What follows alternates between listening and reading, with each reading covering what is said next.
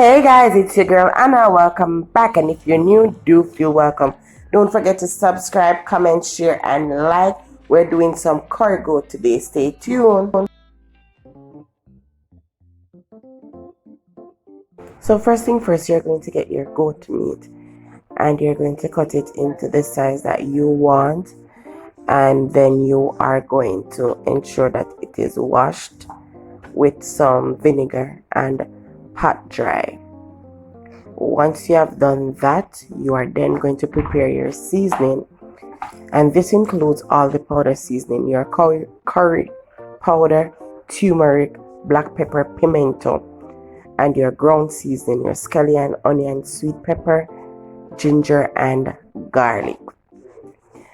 And once you have prepared all your seasoning, you're going to pour it on the meat, and then you're going to ensure that you rub all the season into the meat, including the ground seasoning. Once that is done, you are going to set a pot on with some oil. Once the pot is hot, you're going to burn some curry, and then just going to add the meat to the pot and give it a stir.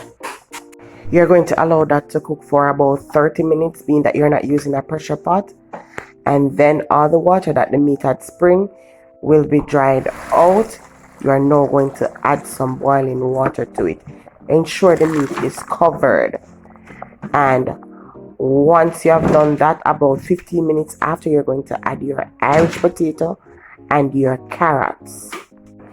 Once you have added the Irish potato and the carrot, you're going to turn down your stove and allow to slow cook. Then you're going to allow your meat or the gravy, the water that was poured on, to dry down until the gravy is thickened. Then you are now going to share and serve, and you can serve this with just about anything that you like. Normally this is served with white rice, but it is really up to you to serve it with whatever you like. Thanks for watching. Don't forget to like, subscribe, share, and comment. Goodbye.